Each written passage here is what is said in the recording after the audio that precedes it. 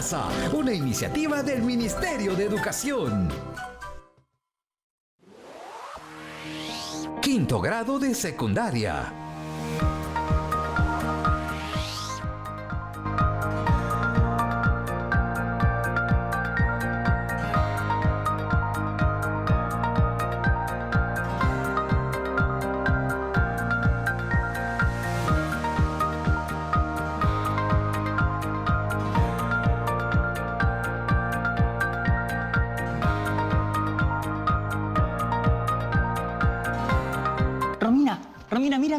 Mira. ¿Romina? ¿Qué Romina? Yo soy la doctora Diáfana Claridad. Doctora Diáfana Claridad, qué gusto tenerla aquí en Aprendo en Casa. Es lógico. ¿Y a qué fenómeno se debe tu entusiasmo? Estoy muy contento porque con Romina hemos hecho un gran trabajo diseñando el esquema de la problemática de contaminación en las festividades. ¡Excelente! Entonces me vas a poder ayudar porque todavía no hemos terminado con el análisis de la problemática. ¿Qué cosa está analizando en el Tecnopor y en los fuegos artificiales? Estoy analizando qué componentes contaminantes tienen. Precisamente sobre eso vamos a hablar hoy en el programa. ¿Qué efectos tienen en el ambiente y la salud los contaminantes más frecuentes que se generan en las festividades? Entonces, empecemos con el programa. Bienvenidas y bienvenidos a Aprende en Casa para quinto de secundaria, una iniciativa del Ministerio de Educación para seguir aprendiendo desde casa de manera segura y divertida. Y el programa de hoy tratará sobre ciencia y tecnología.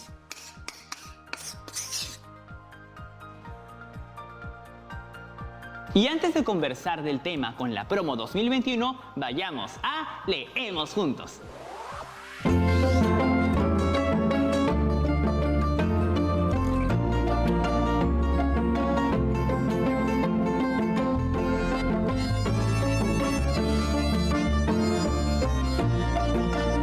Hola chicas y chicos de quinto grado de secundaria de todo el Perú.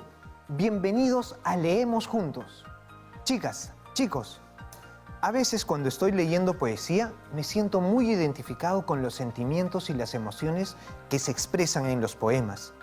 Pienso que la poesía es un espacio muy genuino para expresarse con libertad, para poder procesar por medio de ella lo que nos cuesta exteriorizar de otras maneras. Por ejemplo, cuando pasamos por un momento difícil. Antes de pasar a nuestro texto de hoy, les hago una pregunta. ¿Alguna vez han leído un poema que pareciera inspirado en lo que están viviendo? Hoy escucharemos un fragmento del poema Ya puse estos versos como ramas de olivo, del poeta peruano Enrique Verástegui, que pueden encontrar en la antología literaria 5.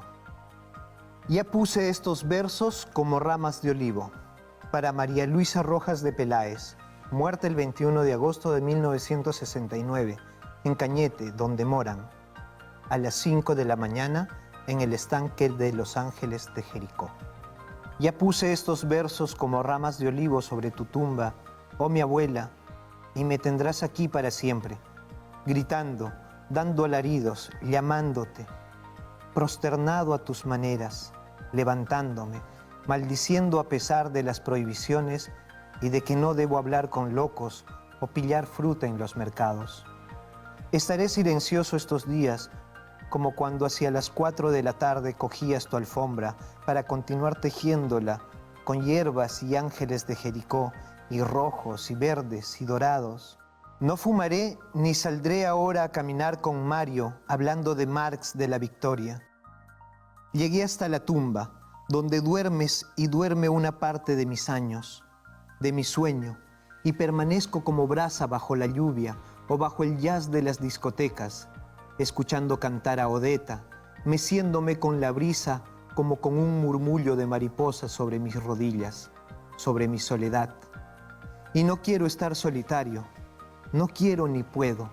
Tú viajas junto a mí, a mi lado, y soy la hierba por donde vas caminando sin que se noten tus ojos y tu canto. En el patio deliro conversando con lo que eran tus pasos trazados, sobre la noche como por la constelación de mis labios, sobre la frialdad del vidrio que daba a tu rostro en el ataúd. Y eso era todo o casi todo, yo volando por la ciudad con mis juguetes, enardecido como un ángel, con mis palabras de ángel. Este ha sido solo un fragmento de este hermoso poema de Enrique Verástegui, que dedica a su abuela tras su muerte. En él rememora muchos recuerdos de momentos vividos con ella. Expresa su nostalgia y soledad, pero a la vez la sensación de que su abuela sigue estando a su lado. Así como el poeta puso estos versos como ramas de olivo por la muerte de su abuela, las y los invito a buscar un poema de cualquier autora o autor con el que se hayan sentido identificados en algún momento de sus vidas. Si desean, pueden hacer una nueva versión de ese poema que logra expresar aún de manera más exacta sus propios sentimientos. Nos vemos la próxima semana, aquí, en Leemos Juntos. Ya estamos de vuelta. En el programa anterior conocimos algunos de los contaminantes que se generan durante las festividades de fin de año. Hoy nuestro objetivo es conocer y comprender los efectos de los diversos contaminantes que se producen en las festividades, tanto en el ambiente como en la salud, lo que les permitirá dar argumentos sobre la importancia de la conservación del ambiente y el cuidado de la salud en el contexto de las festividades.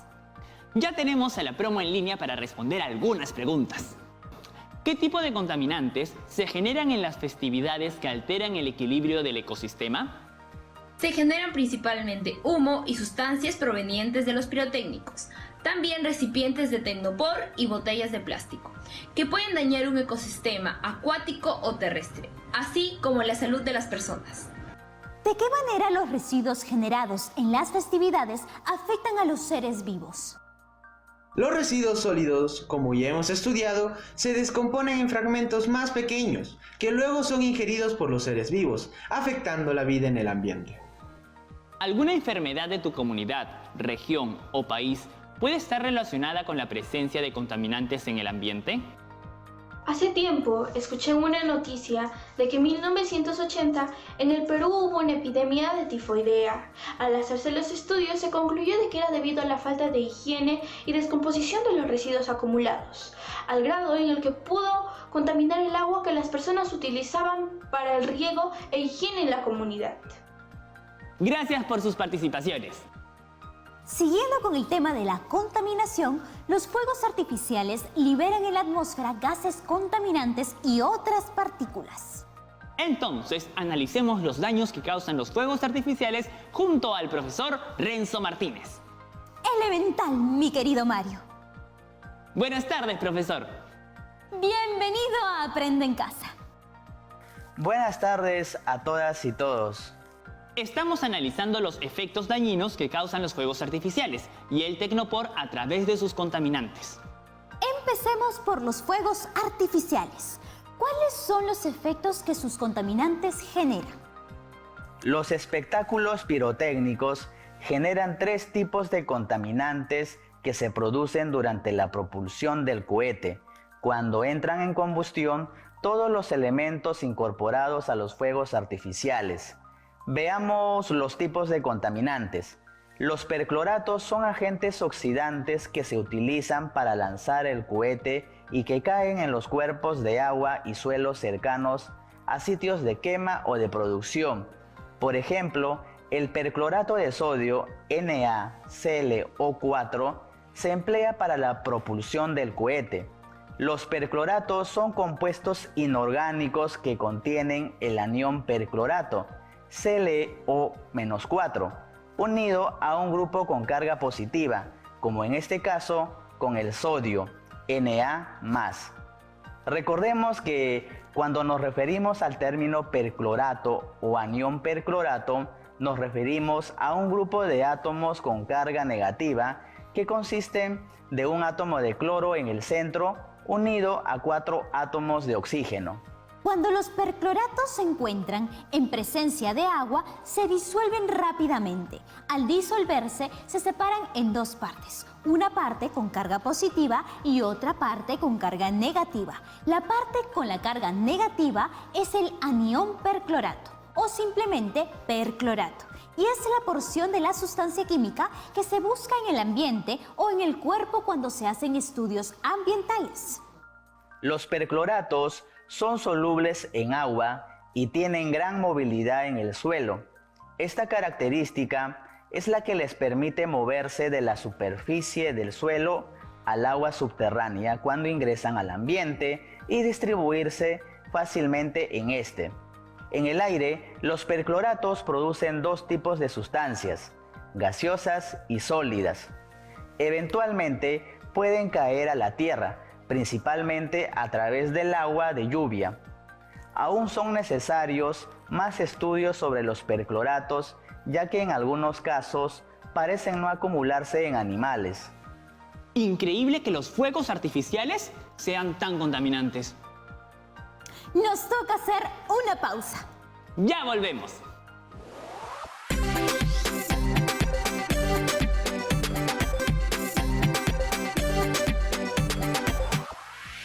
Ya estamos de vuelta en Aprendo en Casa. Sigamos con la explicación del profesor sobre los percloratos. Gracias, Mario. Los percloratos están asociados a problemas de salud en tiroides y, además, se les relaciona con la contaminación de las aguas de las fábricas donde se producen productos pirotécnicos. Estos percloratos pueden ser inhalados por los niños y los adultos, causándoles problemas respiratorios.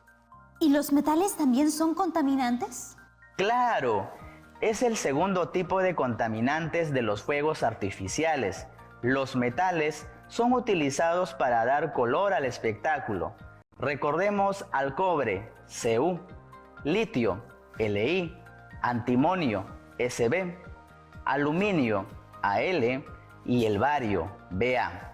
Estos metales se dispersan en la atmósfera y, cuando caen a la Tierra, lo hacen convertidos en aerosoles sólidos, partículas muy pequeñas y en suspensión que, si se inhalan de manera continuada, pueden producir daños en las vías respiratorias. Por ejemplo, el riesgo principal del antimonio es la intoxicación por ingestión, inhalación o absorción cutánea. Entonces, ¿esos colores tan bonitos que vemos en los fuegos artificiales son producidos por los metales? Exactamente. Son muy lindos los colores, pero a la vez muy peligrosos para el organismo. Por ejemplo, el antimonio ingresa al organismo por las vías respiratorias, pues es frecuente la existencia de finas partículas de antimonio en suspensión aérea. Y como acabamos de explicar, estas partículas son muy pequeñas. El antimonio es estable a temperatura ambiente, pero cuando se calienta, arde brillantemente, desprendiendo un humo blanco y denso de óxido de antimonio, Sb2 o 3, con un olor característico parecido al del ajo. La inhalación de aerosoles de antimonio puede producir reacciones localizadas en las mucosas, el tracto respiratorio y los pulmones, que pueden causar irritaciones y trastornos fisiológicos. Así es. Otro tipo de contaminantes que producen los fuegos artificiales son los gases de efecto invernadero que pueden afectar el clima. Los fuegos artificiales liberan gases contaminantes como el monóxido de carbono, dióxido de carbono, dióxido de nitrógeno, entre otros. Además de poder generar cambios en el clima y la temperatura por la acumulación de gases que producen, aumentan las concentraciones de partículas suspendidas en el aire. Por eso, el clima está cada vez más diverso y cambiante a cada momento. Como sabemos, los gases de efecto invernadero crean impacto en el ambiente. Por ejemplo, afectan la calidad del aire. Las partículas microscópicas o material particulado se conocen como PM2,5, que tienen menos de una micra de diámetro, es decir, En 1 milímetro cabe 400 partículas. Un grano de arena es 20 veces más grande que una PM2,5. Además, los efectos de los fuegos pirotécnicos no solo afectan al medio ambiente, sino también la salud de las personas y los animales. Exactamente. Los fuegos artificiales representan un peligro para los seres vivos que habitan en las áreas donde explosionan, o incluso en ubicaciones relativamente alejadas cuando el viento transporta las partículas a la suficiente distancia. Además del riesgo de ingestión de productos pirotécnicos, la proximidad de los animales a las zonas en que se elaboran los petardos les causa, en muchas ocasiones, quemaduras significativas y daños en los ojos. Los fuegos artificiales no solo contaminan, sino que pueden causar incendios, ¿no, profesor? Por supuesto, se deben tener presente los riesgos de incendio por el mal almacenaje, la quema en lugares cercanos a objetos y materiales combustibles, y la imprudencia cometida por el común de las personas que no han recibido capacitaciones de primeros auxilios ni preparación adecuada para realizar estos eventos. Yo he estado investigando sobre el impacto de los fuegos artificiales en el ambiente y hay casos en que tienen efecto incluso sobre la lluvia. Muy cierto.